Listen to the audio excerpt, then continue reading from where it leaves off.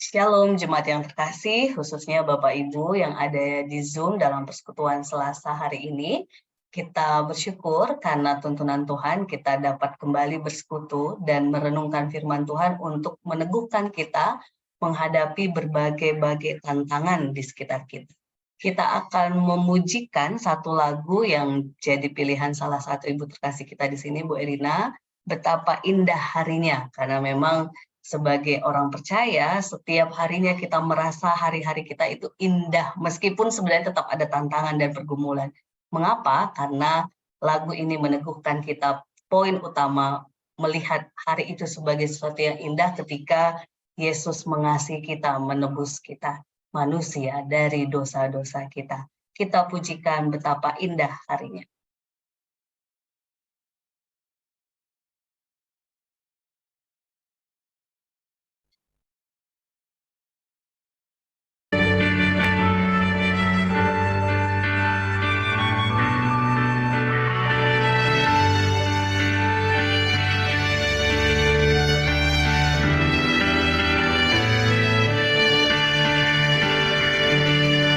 Betapa indah harinya saat ku pilih penebus, alangkah sukacitanya ku memberitakannya terus. Indah harinya Yesus membasuh dosaku, ku diajari penebus, berjaga dan berdoa terus. Indah harinya Yesus membasuh dosaku. Betapa indah janjinya yang telah mengikat hatiku, ku beri kasihku padanya serta menyanyi bersyukur.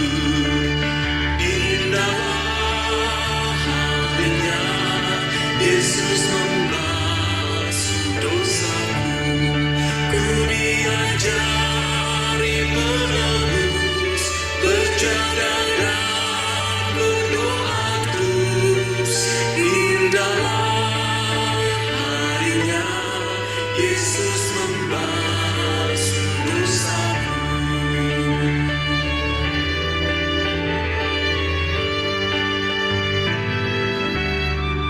Mari kita bersatu di dalam doa. Sungguh ya Bapa, indah hari di mana Tuhan membasuh dosa setiap kami anak-Mu, sehingga kami anak-anak-Mu yang tadinya dikuasai dengan rasa bersalah, dikuasai dengan rasa tidak layak, tidak berharga, tidak bermakna, tetapi karena cinta kasih Tuhan kami justru diliputi dengan keberhargaan, dengan penerimaan yang sejati dari Tuhan, dengan kekuatan, sehingga kami melihat hidup kami sungguh-sungguh bermakna di dalam Tuhan. Tuhan, kami bersyukur dan bersyukur. Dan sebagai rasa syukur kami terus bersandar pada apa yang menjadi kehendak Tuhan. Dan salah satu cara kami tetap bersandar dengan kehendak-Mu Tuhan, kami merenungkan firman-Mu, berdoa, saling sharing, saling meneguhkan, dan juga berjuang untuk melakukannya di dalam kehidupan kami sehari-hari yang kami sadar ada banyak tantangan, ada banyak suka duka yang bila kami tidak bersandar pada Tuhan, mungkin pilihan kami pilihan yang tak berkenan di hadapan Tuhan. Untuk itu Tuhan, kami anak-anak-Mu telah siap untuk diteguhkan, berbicaralah ya Bapa kepada kami anak-anak-Mu. Di dalam nama Tuhan Yesus kami berdoa dan mengucap syukur. Amin. Shalom Bapak Ibu terkasih dan kita yang nanti mendengarkan dari Zoom. Saat ini kita akan diteguhkan oleh firman Tuhan yang mau mengajak kita melihat bahwa ketika kita menghadapi realita pergumulan, realita tantangan, realita hal-hal yang kita harus diperhadapkan dengan manusia dalam arti orang-orang di sekitar kita, tak jarang jemaat yang terkasih, tak jarang saya bilang ya, kita dikuasai dengan sisi manusiawi kita. Atau mungkin sering, mungkin ya. Tapi saya bilang tak jarang, karena saya yakin di antara kita yang di sini yang mendengarkan firman, ataupun kita yang menyatakan diri sebagai pengikut Kristus, pasti lebih sering berupaya juga untuk melakukan yang menjadi kehendak Tuhan. Tapi tak jarang kita dikuasai sisi manusiawi kita. Sesederhana, ketika kita berhadapan sesuatu yang tidak enak, yang tidak adil, yang tidak memikirkan kepentingan bersama, yang tidak memikirkan perasaan mungkin ya, atau tidak memikirkan kemanusiaan, maka yang sering menguasai diri kita pasti tentunya marah. Tentu sesuatu yang benci, dendam, atau hal-hal negatif lainnya. Itu tak jarang sering menguasai kita. Jujur, iya ya, Bapak Ibu terkasih ya, tak jarang. Ataupun bahkan bisa jadi sering kalau kita lupa dengan Tuhan. Nah, hari ini kita sebenarnya ada 3 bacaan dari Harian Sinode yang menjadi perenungan kita.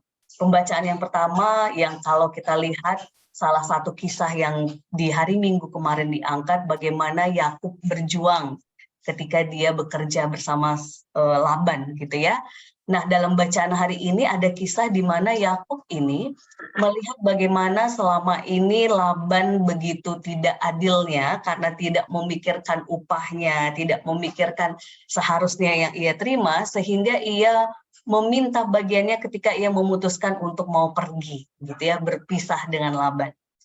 Nah, yang menarik memang dari kisah Yakub dan Laban ini, ketika ia meminta sebuah syarat yang itu bagi ukuran manusia sebenarnya bisa jadi tidak mungkin.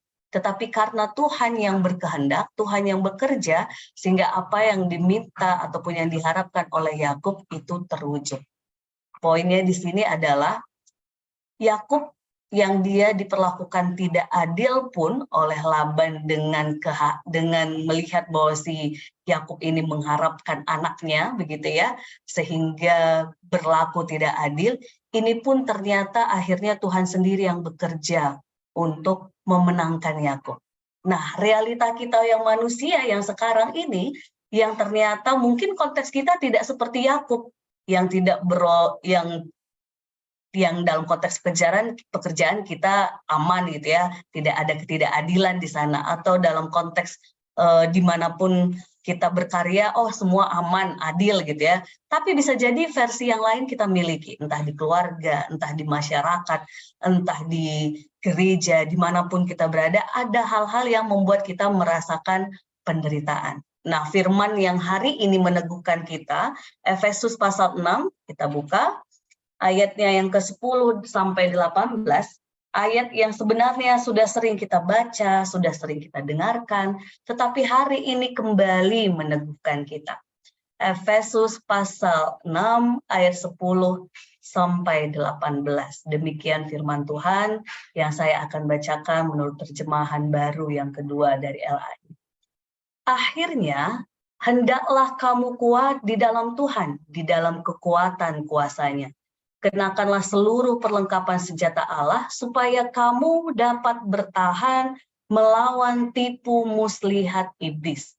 Karena perjuangan kita bukanlah melawan darah dan daging, tetapi melawan pemerintah-pemerintah, melawan penguasa-penguasa, melawan kuasa-kuasa dunia yang gelap ini, melawan roh-roh jahat di langit. Sebab itu ambillah seluruh perlengkapan senjata Allah, supaya kamu dapat mengadakan perlawanan pada hari yang jahat itu dan tetap berdiri. Sesudah kamu menyelesaikan segala sesuatu. Jadi berdirilah tegap, berikat pinggangkan kebenaran, dan berbaju jirahkan keadilan. Kakimu berkasutkan kerelaan untuk memberitakan Injil damai sejahtera dalam segala keadaan. Pergunakanlah perisai iman. Sebab dengan perisai itu kamu akan dapat memadamkan semua panah api dari si jahat. Dan terimalah ketopong keselamatan dan pedang roh, yaitu firman Allah. Dengan segala doa dan permohonan, berdoalah setiap waktu di dalam roh, dan berjaga-jagalah di dalam doamu itu dengan permohonan yang tak putus-putusnya untuk semua orang kudus. Demikian firman Tuhan yang meneguhkan kita kembali, jemaat terkasih, ketika kita berbicara menghadapi berbagai-bagai tantangan. Bapak Ibu terkasih, ada banyak realita-realita pergumulan yang dihadapi oleh setiap kita manusia. Yang seperti di awal penghantar saya bilang tadi, kalau kita tidak pegang iman, kita tidak pegang apa yang menjadi firman kita hari ini, perlengkapan rohani, ataupun berjuang dengan kekuatan yang sejati dari Tuhan, kita akan tergerus dengan kemanusiaan kita yang lebih dominan mengajak kita apa? Marah, benci, dendam. Serius, jemaat terkasih. Dan kalau kita tergerus dengan kuasa marah yang justru itu mengarah ke si jahat, wah, ini yang tertawa si jahat. Dia akan tertawa karena bisa melihat satu orang beriman tidak lagi percaya pada kuasa Tuhan, tapi percaya pada kuasa kemarahannya sebagai manusia.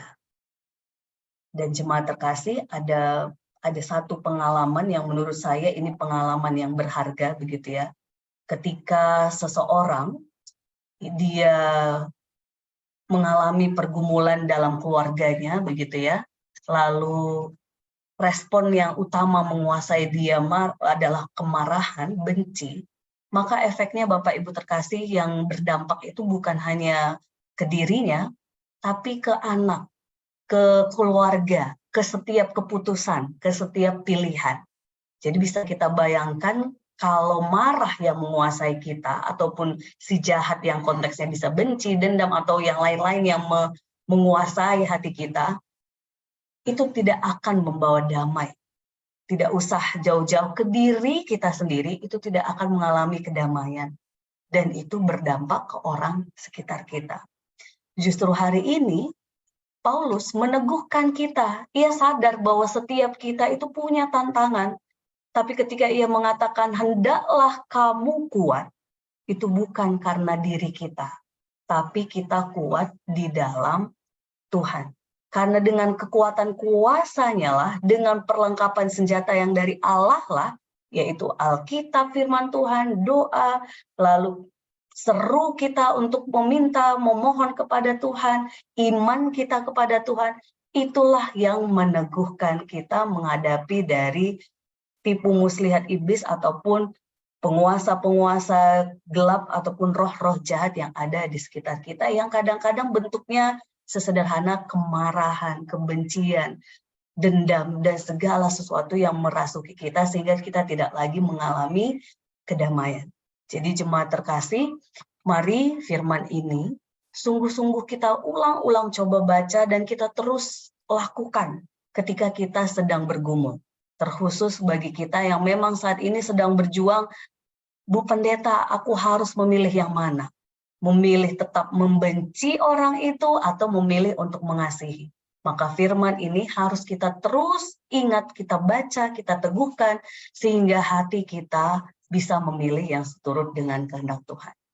Malam tadi, jemaat terkasih, ketika mendengarkan satu seri dari salah satu rekan, begitu ya, tidak jemaat, gitu ya, rekan, ketika mendengar seri itu, jujur Bapak Ibu terkasih, saya sungguh-sungguh mengingatkan diri saya, tapi juga ingin berempati kepada semua orang yang mungkin mengalami sama seperti beliau, gitu ya, bahwa ketika dalam situasi bergumul, ketika yang berkecamuk di hati kita adalah hal-hal negatif, maka ingatlah kembali bahwa Tuhan kita menanamkan kasih yang paling besar dalam hati kita.